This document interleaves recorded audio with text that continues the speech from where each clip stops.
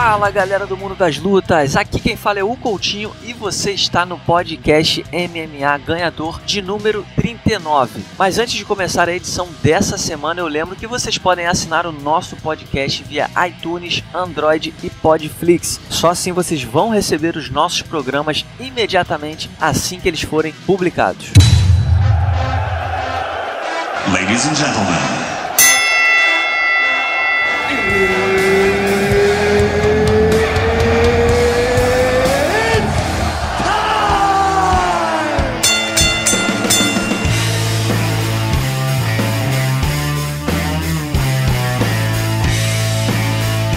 Galera do mundo das lutas, o convidado dessa semana é o Luiz Fernando Ferreira, meu xará, colunista do Sexto Round, que vai me ajudar a falar aí um pouco sobre o UFC 221, que aconteceu no último fim de semana, contou aí com a vitória por nocaute de Yoel Romero contra Luke Rockhold. Tudo bem, Luiz? Fala, Coutinho, forte abraço, pessoal do ganhador. E aí, vamos falar aí de um pouco do MMA, né? Apesar do carnaval aí, teve muito bloco de luta no octógono aí nesse último evento e tem muita coisa pra debater. Exatamente. E o bloco do Romero passou por cima do Luke Rockhold. Eu confesso que eu tava contando aí com a vitória do Luke. Eu achei que o Luke tinha mais armas e até por ser uma luta de 5 rounds, eu achei que o Luke fosse garantir esse título interino aí da categoria dos médios. Mas quem acabou vencendo foi o Yoel Romero. Teve uma apresentação ali muito consciente, manteve a luta em pé, em nenhum momento tentou colocar a luta pro chão e acabou encontrando um nocaute arrasador, derrubou o Rockhold. Eu queria saber de você, o que você achou desse resultado? Você já esperava que o Romero fosse vencer essa luta ou também foi uma surpresa pra você? Primeiro que a gente pode dizer que é um grande clássico aí dos pesos médios atual, dois dos melhores lutadores do mundo da categoria. Lá nos palpites, né, da coluna do Sexto Round, eu apostei no Romero, porque eu imaginava que em algum momento o Romero ia conseguir encurtar e acertar o queixo do Luke, que na minha opinião não é muito confiável, né? Principalmente depois da última luta dele com o David Brandt, que ele tomou aquele aperto e quase foi nocauteado. E a postura do Luke, né, a gente vê que ele ainda tem aquele tom de arrogância, aquele tom de superioridade, e eu acho que o Romero foi muito inteligente. Parecia que o Romero tá com algum problema na perna ou dosando gás, mas eu acho que a luta do Romero foi deixar o Luke à vontade e, como ele gosta de explodir no terceiro round, achar a distância. E acho que foi isso que aconteceu. O Luke ficou muito à vontade na luta, ao ponto de não perceber que talvez poderia tomar uma explosão ali do Romero. Grande nocaute do cubano. É verdade. Eu notei um pouco isso, não sei se você notou também, mas no terceiro round, acho que é bem o que você falou. O Luke se sentiu muito à vontade, eu acho que até foi uma inteligência, foi uma estratégia ali do Romero. E o Romero teve um momento que o Luke começou a aplicar jab com a mão direita e o Romero foi aceitando todos os jabs, então me pareceu que o Luke naquele momento ficou confiante de soltar o jab com a mão direita, o que abriu a brecha para o Romero soltar o direto de esquerda e encaixou muito bem. O Luke desabou, depois ele só teve que aplicar mais uma bomba para conferir.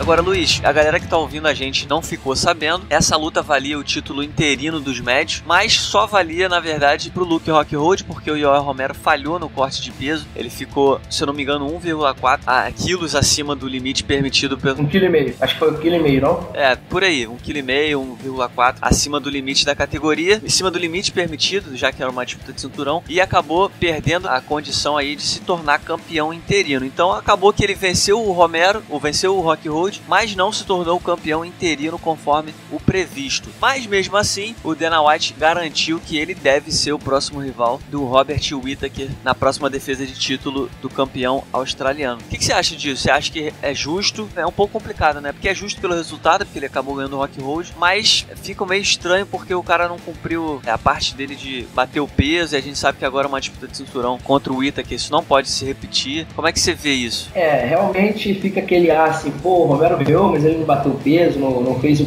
papel dele principal de profissional. Mas não é querer defender o cubano. Isso foi a primeira vez que isso aconteceu com o Romero. Na disputa de cinturão contra o Whittaker no UFC 213, ele bateu o peso. E vale lembrar uma coisa, né? O Romero pegou essa luta com 1 mês e meio antes. Ele não pegou num camp ideal. Ele substituiu o campeão. E o Romero é um cara de 40 anos, que vai fazer 41 anos agora no meio do ano. Ele é uma aberração da natureza para chegar nessa idade com esse porte, essa saúde, né? E ele... DNA privilegiado, né? Com certeza. E ele tem problema, né? Dá pra ver que pra ele cortar peso ele deve sofrer muito. Porque ele carrega ali uma massa muscular absurda, né? Ele, além de ter essa massa muscular absurda, pela idade, então o corte de peso do Romero deve ser um pouco diferenciado. Mas eu acho que é justo, porque ele ganhou do Luke Rockhold, que até então só tinha perdido pro Belfort, na época que o Belfort vinha destruindo todo mundo, e pro Michael Bisping no UFC, onde ele perdeu o cinturão. E o Weidman vem numa sequência, ganhou do Kevin Gastelum, mas tomou susto, tomou knockdown na luta, então, na minha opinião, não foi uma vitória arrasadora.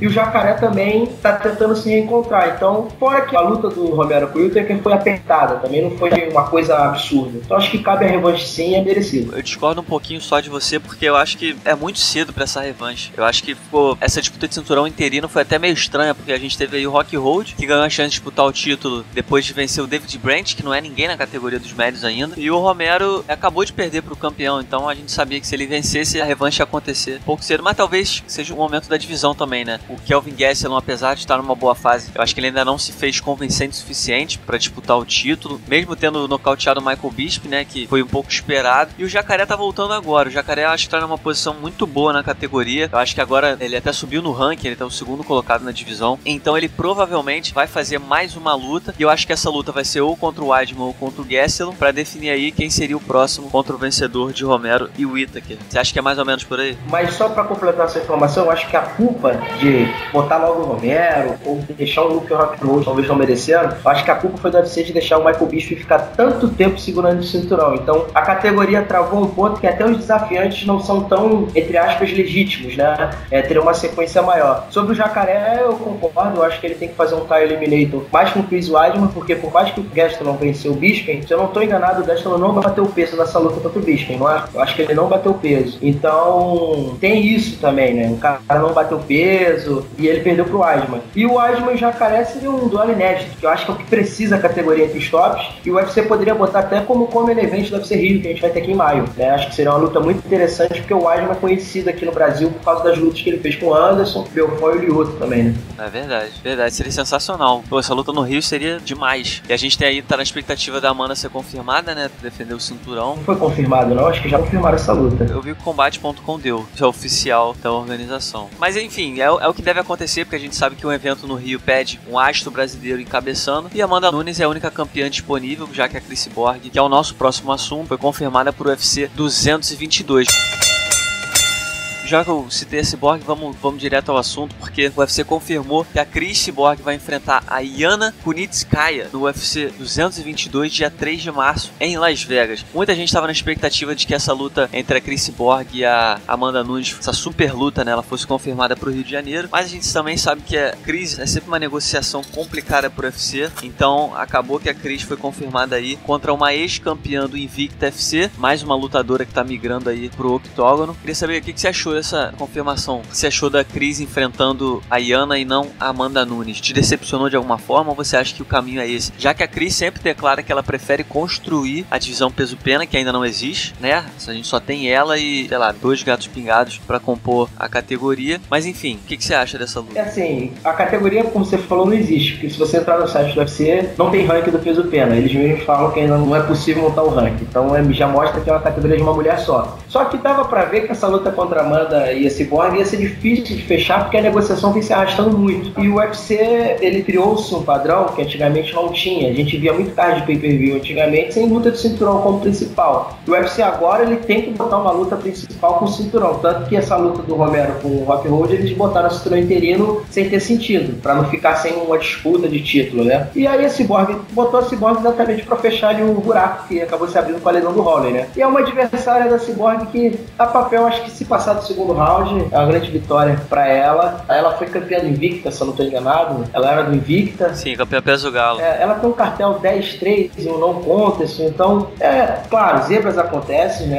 Ela faz parte da natureza do esporte e toda hora a gente tem uma surpresa. Mas é bom pra Cyborg, pelo menos ela vai se construindo como campeã e tentando manter a categoria. Quem sabe, uma vitória da Cyborg, uma vitória da Amanda, né? Como a Amanda vai lutar depois, a Amanda possa desafiar a Cyborg no octógono do Rio, né? E quem sabe a gente tiver essa luta no final do ano, por que não? Só uma pena que essa luta provavelmente, se acontecer esse ano, não vai acontecer no Brasil, né? Eu acho que seria muito legal ter as duas enfrentando uma a outra dentro do país. Nesse UFC Rio casaria muito bem, mas já que nesse UFC Rio a gente provavelmente vai ter aí a Amanda Nunes contra a Raquel Pennington, essa luta contra a Chris Bock talvez seja aquele evento de final do ano, mas em Las Vegas, onde as duas também tem um público muito grande, né? Não à toa a Chris Bock vai estar encabeçando aí o UFC 222 na T-Mobile Arena em Las Vegas.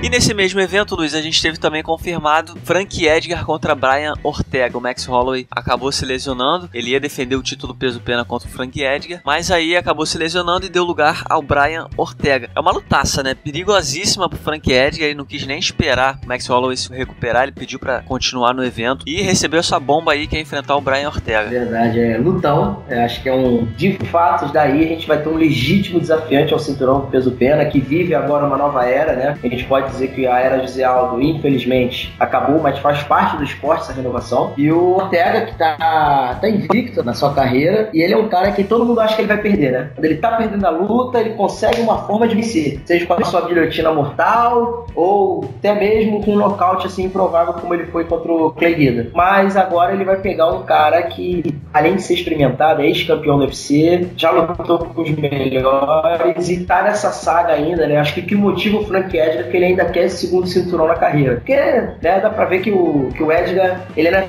tem gás, apesar da idade, né, um pouco, entre aspas, avançada. É uma luta complicada pro Edgar, sim, pela altura do Ortega, mas eu acho que a experiência vai pesar e o Edgar vai conseguir anular o Ortega ali com o seu wrestling. Seria o ideal, porque trocar talvez com um cara maior, né? É verdade. Agora, pro nosso azar, essa luta não vai ser de 5 rounds, né? Eu acho que talvez seja aquele tipo de luta que 3 rounds talvez a gente não consegue ver entregue tudo aquilo que a gente queria. 5 rounds eu acho que encaixaria muito melhor pra esses dois, porque os dois também são muito resistentes e é uma luta, 2 lutadores de altíssimo nível, então 5 rounds seria muito bom. 3 rounds eu acho que vai ficar um pouco devendo, mas eu tô com você também, eu acho que o Frank tem mais experiência, ele é preciso em todas as áreas, no wrestling, no jiu-jitsu, que é a principal arma do Ortega. Agora é só essa questão da envergadura que nunca foi problema pro Frank, né, porque na categoria dos leves ele se tornou campeão, enfrentando caras maiores. Às vezes até quando a gente pensa, a gente fica assim, cara, como é que esse cara conseguiu ser campeão no meio de tantos caras tão maiores? Porque no peso pena ele já é pequeno, né? Nos leves, então, era... Eu acho que o Edgar, ele é um peso galo. Se ele quisesse lutar no peso galo, ele lutaria. Ele mesmo já assumiu que ele desce peso galo se for direto pro cinturão. Então ele é um cara que consegue lutar no galo, que se não me engano, o limite da categoria é 61, né? Acho que é 61, 62. Isso, 61. O único cara que impôs uma distância de envergadura pra ele que o complicou, assim, de fato, foi o José Aldo, né? O Edgar não conseguia encostar no Aldo. Mas é o que você falou, ele é um monstrinho, né? Não tem como. Exatamente. Agora, Luiz, pra gente finalizar o nosso papo, a gente vai ter nesse próximo domingo, não é sábado, é domingo, a gente vai ter o UFC Fight Night direto de Austin, nos Estados Unidos. E na luta principal, esse evento a gente, antes de falar da luta principal, é bom lembrar que a gente tem 3 brasileiros em ação. A gente vai ter o Francisco Massaranduba enfrentando o James Vick pela categoria dos leves, vai ter o Thiago Pitbull enfrentando o Curtis Millender pelos meio médios e o Carlos Diego Ferreira, tava sumido, vai enfrentar aí o Jared Gordon pelo peso leve também. Mas na luta principal a gente vai ter aí o Yency Medeiros em grande fase, vem de 3 vitórias consecutivas. Ele vai enfrentar o Donald Cerrone, que vem de 3 derrotas consecutivas. São 2 momentos completamente diferentes, mas é uma luta que tem tudo para ser empolgante, né? O que você espera desse confronto? Como você destacou, é um duelo de opostos, e o Yency Medeiros conseguiu uma vitória aí contra o nosso cowboy brasileiro de um lutaço. Um dos melhores do ano. Foi uma luta assim memorável, com certeza, e vai enfrentar agora talvez o cowboy original, né? O cowboy mais famoso de todos do MMA. A gente pode ter uma luta muito parecida, né? Ele teve com o Alex Oliveira, só que o Donald Cerrone, em tese, ele tem mais armas do que o Cowboy, mas o que me preocupa nesse combate, apesar de eu ainda achar que o Cerrone é favorito, dessas 3 últimas derrotas do Cerrone, eu acho que a resistência a golpes dele já não tá sendo mais a mesma, né? Até porque ele é um cara que já chegou a lutar acho que quase 6 vezes num ano. Então o Yency Medeiros é um brigador, entre aspas, bate muito pesado e que não pode conseguir a maior vitória da sua carreira. Mas eu ainda vou dar um voto de confiança ao Cowboy, eu acho que ele se recupera aí com um nocaute. Quer dizer, eu vejo os dois indo pro empate do primeiro minuto até o último minuto de luta. Eu confesso que pra mim é um palpite muito difícil, porque, como você bem falou, o Cerrone não tem esperado muita confiança, são 3 derrotas consecutivas e acho que tá começando a pesar realmente essa fama dele de fazer luta todo fim de semana, isso uma hora a conta vem. E é uma luta de 5 rounds, né? O Yency Medeiros já provou contra o Cowboy que é um cara muito resistente, ele apanhou muito contra o Cowboy e aguentou de pé e trocando porrada, então assim, é difícil. Acho que eu vou ficar do outro lado, eu acho que eu vou apostar no Yency Medeiros Medeiros tá numa fase melhor, acho que ele vai levar essa. O que significaria que se o Cerrone perder mais uma, seria a 4ª derrota consecutiva. É óbvio que ele tá longe de ser demitido pelo UFC, pelo lutador que ele é, a quantidade de lutas boas que ele já fez. Mas acho que começa a ser o momento de pensar em mudar alguma coisa. Ele tá com 34 anos, ainda é jovem, mas pode, se perder mais uma, tentar se reinventar, mudar de categoria. Mas enfim.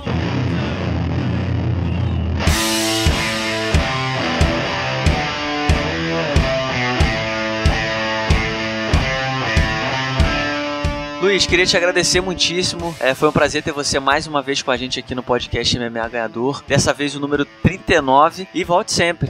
Eu que agradeço, Coutinho. Debater, conversar sobre MMA é sempre um prazer, ainda mais como feras como você aí, que são grandes referências pra mim. E o pessoal do Ganhador é sempre ligado nesse podcast, que tá sempre falando muito bem do MMA e assuntos que todo mundo gosta. E pra fechar, concordo 100% que você falou do Cerrone, talvez comece a pensar em aposentadoria, né? É um velho de guerra. Forte abraço, pessoal, e bom evento, né? Domingo já temos evento de novo. Graças a Deus, né? Porque a folia, só o que interrompe a folia é o mundo das lutas, é ou não é? Aqui, como eu tava falando com os amigos, o MMA não para, né? Sábado de carnaval, no Natal, no Réveillon, sempre tem um combate aí pra gente assistir, os caras lutando sempre. Então tá aí, esse foi o Luiz Fernando Ferreira, colunista do Sexto Round, que nos ajudou aí a falar sobre o melhor do mundo das lutas nessa semana de carnaval. Lembrando que nesse sábado a gente tem o UFC Fight Night direto de Austin e eu volto na semana que vem com muito mais pra vocês. Obrigado pela audiência e até lá.